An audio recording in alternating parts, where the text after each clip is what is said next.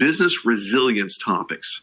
Again, there was a time when it had its own domain, but now it actually is combined. Business continuity, disaster recovery. What about our plan initiation? First off, how do you start this process? Continuity planning is the process of making plans that ensure critical business functions can withstand a variety of emergencies. And so related questions. What is business continuity? Enabling the business to continue to offer critical service in the event of a disruption. That is a definition.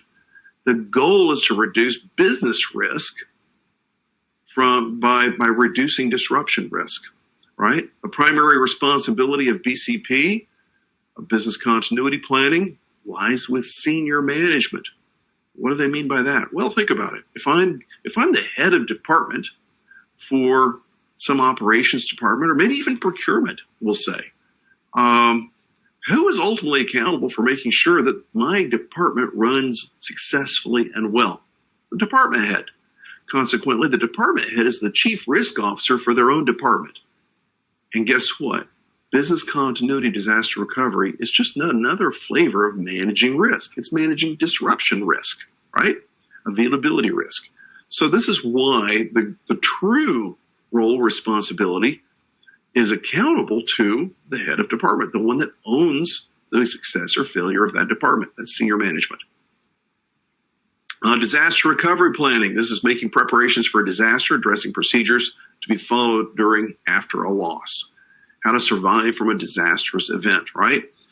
Now then, see the second bullet. This is old thinking, but may still persist on your exam. There was a time when we talked about disaster recovery planning, we were typically talking about systems crashing and losing all of our data.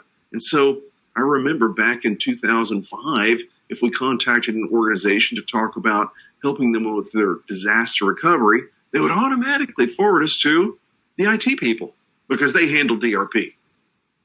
Well, disaster recovery planning isn't just about the IT aspect. It's also about getting your people out of the building, perhaps.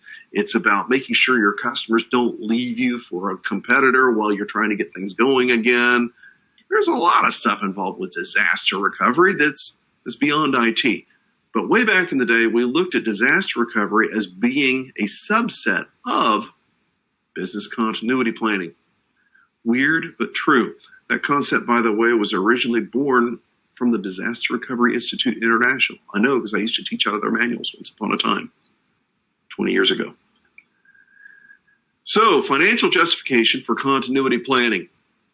Again, the idea is that we'll spend more upfront to decrease the duration and impact of a disruption when it happens. So in other words, we're spending more now and hoping to save that and more later by being better prepared. So this also means there could be a tricky question here. After implementing a disaster recovery plan, what happens to your pre-disaster and post-disaster operational costs? Both will actually increase because, well, if you had no plans, it doesn't cost to maintain no plans. So that's cheaper. And if a disaster happens and you don't have any kind of way or system or process set up to recover from it, well, you're not going to do anything. Your organization just crashes. So that means your operating costs, because RTFQ, they're going to ask about your operating costs. Your operating costs pre and post disaster increase because you're doing more. Now, of course, the opportunity cost is not what they're asking about. Not preparing for disaster and not responding to one ultimately could kill the business, which is more expensive than anything. But they're not asking about that, are they? They're asking about operating costs. So be careful. Implementing disaster recovery plans tends to increase the current ongoing cost of operations because you're running backups that you weren't running before, and you have fault tolerance that you're maintaining that you didn't maintain before. That increases your cost in current operations.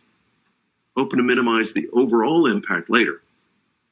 So continuity responsibilities, various teams that you might want to be aware of. Again, this migrated over from old Disaster Recovery Institute International thinking once upon a time. The emergency action team, the offsite storage team, the transportation team. It's just a matter of being able to know which one does what. And that's all on these slides for you. It's pretty intuitive. The salvage team, managing a relocation team, perhaps making a more detailed assessment of the damage to the facilities and equipment. We have a relocation team that relocates back to the primary location when we decide to restore to the original location. Again, business continuity planning according to CISA and CISM back once upon a time. And CISM, I'm having to review now and make sure that it still holds true. It all begins with performing a business impact assessment, which is a type of a risk assessment. The only difference really is you're introducing a time element, the duration of an incident, rather than just a flat, on-the-spot risk.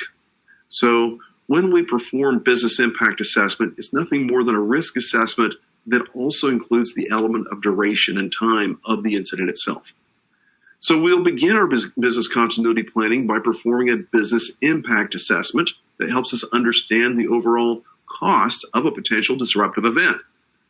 Before we can really know what a control is worth to us, doing the right thing, we have to determine how bad is it going to hurt by not having the control, doing the wrong thing? What's the inherent risk before we control it? Remember that one? So consequently, we need to do a business impact assessment to determine that. Then we will develop our business recovery strategies. Now, when ISACA says strategies, they don't mean as in goals and objectives. They're really talking about processes and procedures. I don't like them using that word, but they do. This is where, again, in phase 2, we're developing our treatment plans. How are we going to reduce the risk? We then fold that into our overall business continuity plan, and it's only good as it is when it's executed. So we can't just develop a plan. We need to actually implement it. That's in phase 4. And then finally, we shouldn't we shouldn't really trust business continuity. We shouldn't trust our disaster recovery until we test it, and that is in phase 5. Business impact analysis, again, what is it? It's different from a standard risk assessment. Like I said, it adds the element of time duration to the risk assessment. If you want proof of this, you can actually go to an ISO standard that is in the business continuity family of ISO 22301 is the certification standard, but a helper standard for understanding BIAs is ISO 22317. I actually teach about that in our business continuity disaster recovery class. Not on O'Reilly. O'Reilly doesn't offer that yet, but maybe one day. Right now, that's only offered through our organization, Certified Information Security. So, following the identification, classification of informational assets, again, once you've identified what needs to be protected, then we need to prepare and consider a business impact analysis to see and what would the potential losses be if we didn't have those assets. That lets us then evaluate and determine how much we should spend on the controls to protect them appropriately. So, again, business impact analysis, not only do you identify assets at risk, but you identify potential, vulnerability and threat combinations or events that would impact your continuity of potential disruptions.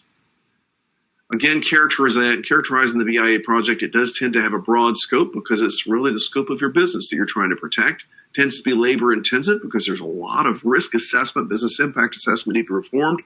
And sadly, the people who should be performing that haven't been trained how to do proper risk assessments yet.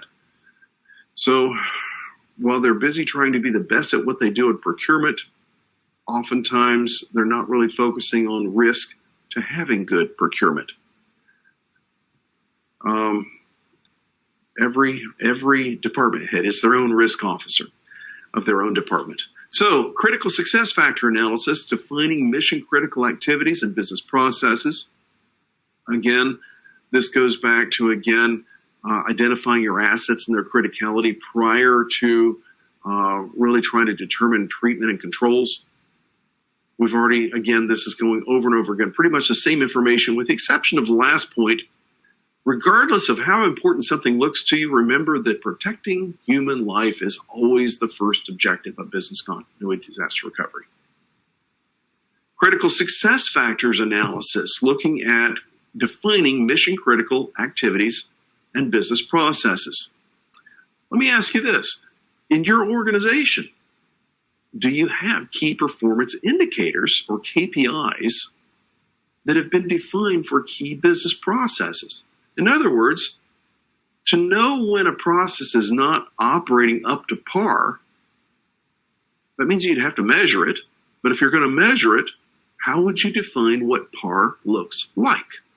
What is satisfactory performance for how quickly you answer the phone for a tech support call? What is par or acceptable level of performance for how quickly you resolve a given issue, such as a password issue or something like this? So the point is, you can actually create metrics for what good looks like. Because if you don't set those metrics, then when you go to measure your various processes and you measure delays or you measure how many errors per 1,000 transactions do we have, or whatever metric you're looking at, if you haven't defined what bad looks like, you don't know what good looks like. And so KPIs are critical. We can use these KPIs that have been determined for our service levels to then drive what we do for business continuity. So for example, if we are a manufacturer and we produce and deliver goods, services, could be that we have signed service agreements ourselves promising a certain level of service to our customer. Well, guess what? That means at a bare minimum, we want to be able to achieve what we have contracted to provide someone else. Wouldn't that be a good key performance indicator to measure ourselves against? We've promised to have 99% uptime. Can we actually do that? And if we do dip below 99% uptime, do we want to call that not tolerable and actually affect some kind of response procedure? Yeah, that sounds good. Or change your contracts to where you only have 50% uptime. Then you have less business continuity disaster recovery requirements. So you get my point is we match what we do with business continuity disaster recovery processes and planning to our obligations and our KPIs. So you have to determine those first in order to determine your treatments and appropriate treatments later. So this is why the first step in performing a business impact analysis is to identify the key critical business processes that we really need to protect. We're going to practice a risk-based approach to risk management, meaning I could manage risk of a lot of things.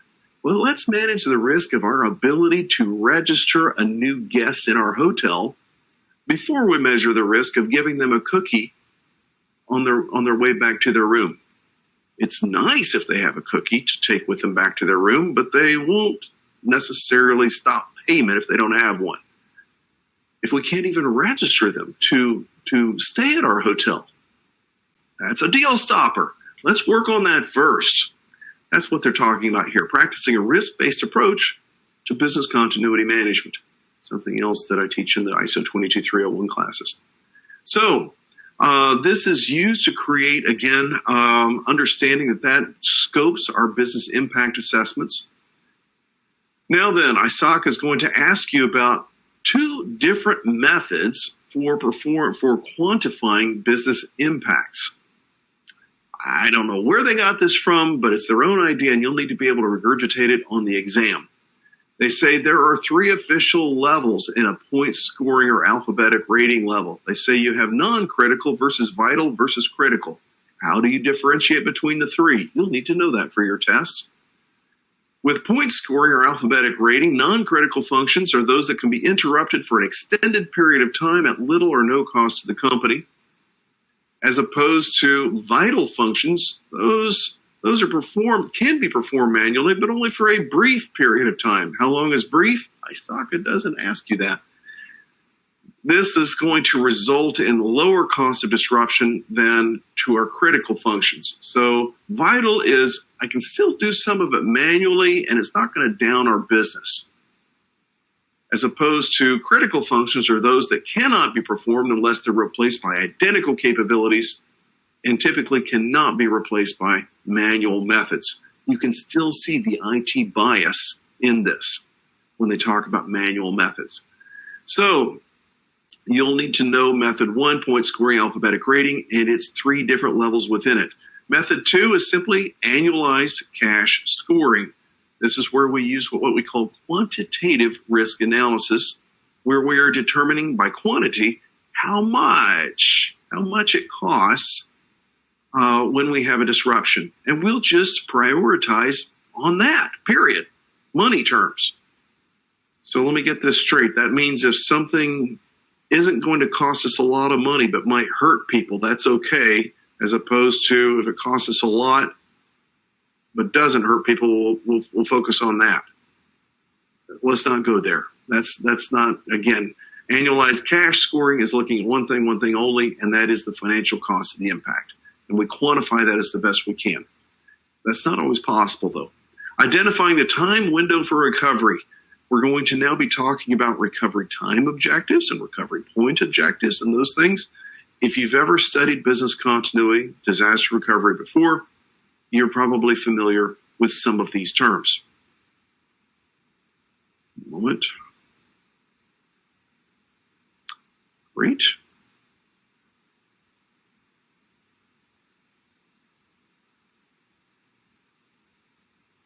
So, identifying the time window recovery, we move on. A business impact analysis, again, we've already talked about how we use that to potentially determine the cost of an impact, and that really tells us how critical that asset is.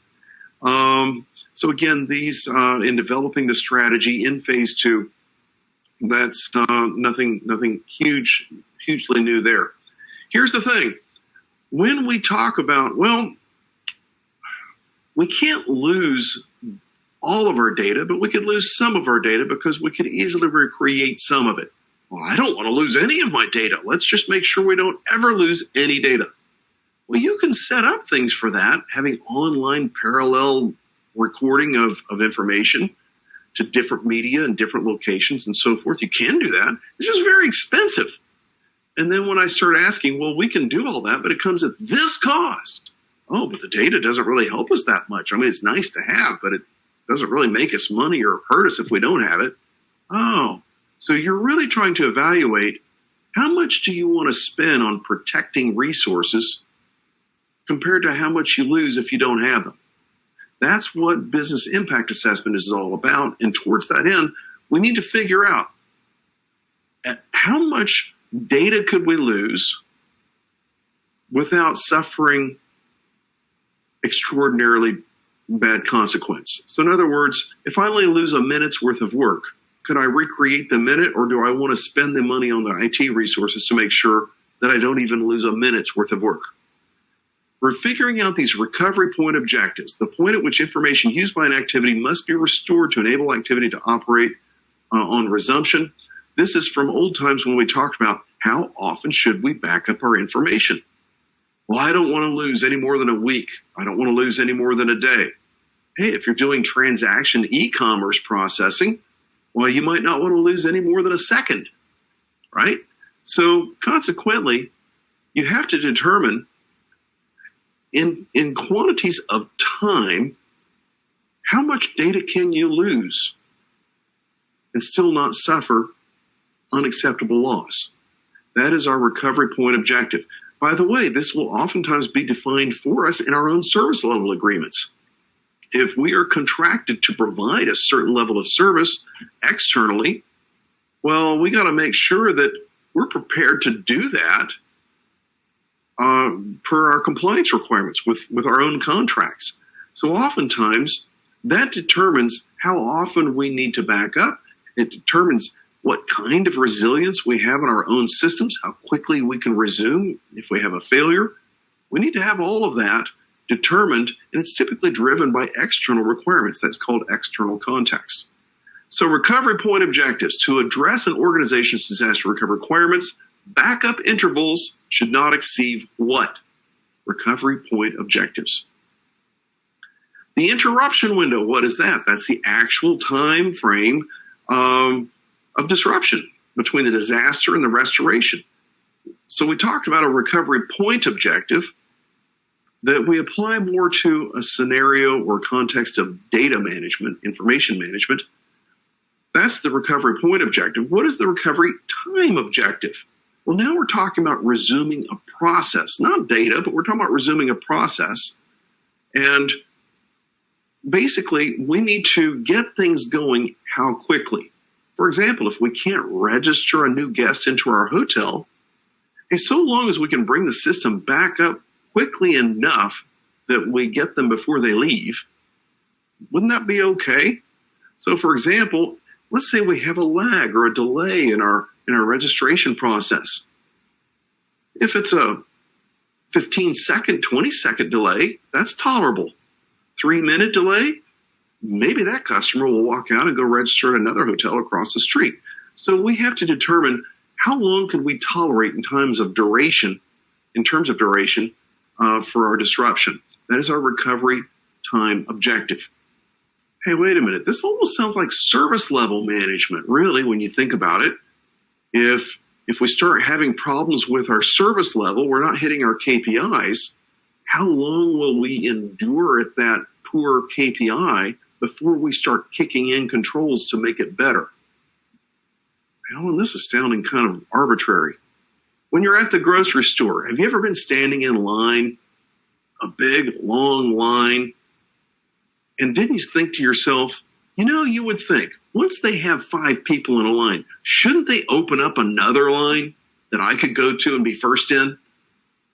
Well, again, that means that you are creating tolerable ranges that trigger additional controls to remediate. So in other words, I don't mind my customers waiting in a line of 5 people because they won't leave. But if they're in a line of 10 people, they may leave their groceries on the floor and go somewhere else. Well, in a similar way, recovery time objectives, we're trying to figure out at what point in duration does it become intolerable. That's a recovery time objectives. An increase in a recovery time objective means I will tolerate a longer recovery time, which means that is an increase in our disaster tolerance. Maximum allowable downtime, maximum tolerable outage down at the bottom, MTOs. This is where, again, they're used to describe the measure of how long an organization can survive an interruption of critical functions, meaning at what point are we beyond recovery? That's the way that MTO is supposed to be considered. In other words, if you've ever been late for your plane and you're running through the terminal trying to get to the plane before it leaves, but you find out you're only halfway down the terminal and you realize that they've already closed the gate. Do you really want to continue to run? Or do you want to just walk maybe to the nearest bar and sit down and make yourself feel better? I don't know. The point is that there should be a point at which you stop compressions, a point at which you stop recovery efforts because it's just too late. Normally, that's what we use. That's what we describe with maximum tolerable outage, MTO, the point at which there is no recovery. Having said what the real definition is, ISACA interchanges it with recovery time objective. So in other words, they'll refer to the target time for recovering from an interruption as being your MTO, even when that's not entirely accurate. And for that, I'm heartily sorry, but it's their exam. Now you'll be better prepared to pass those questions. Meaning that if you see something called recovery time objective, and then later you see something that looks very similar, but recovery time objective isn't available, but they have maximum tolerable outage, I'm not so sure ISACA truly understands the difference, and so they kind of interchange them. Okay, but having been prepared the way you are, we'll pass those questions, and you shall be CISA certified. So, like I say down at the bottom, in ISACA's world, oftentimes, RTO equals MTO. It's okay. Just roll with it. So, vital recovery materials and backup, again, this is where we need to make sure that we set our maximal level outages, maximum tolerable outage, or MTO time periods for our critical resources. These are just examining type examples of these things. Deriving potential loss when we evaluate a safeguard or control. Remember when I said that we don't want to spend unending money on a control? We just want to make sure that if I spend $5 on a control, it manages $10 worth of risk. In other words, I want to see positive return on investment from what I spend on controls. In order to know if a control is worth it, you have to know what kind of loss might we have without the control, inherent risk, versus what kind of loss would we have with the control. If it was $10 of loss without the control and $0 loss with the control, well, hey, so long as I don't spend more than $10 on the control, I should be good. That would be positive value. It's as simple as that. Having said that, you're going to need to know some algebra to be able to compute this on your exam. For your CISA exam, your CISM exam, and your C-Risk exam, and your CISSP exam if you do that as well. And they all use basically the same math, calculating, in the end of the day, this thing called annual loss expectancy, or ALE. So our definitions for this math. First off, to determine how much something could hurt, we have to determine what is at risk and how much is that worth. We have to look at the asset at risk, and the value of that asset is represented by asset value, or AV. Now then, when we have an incident, a disruption,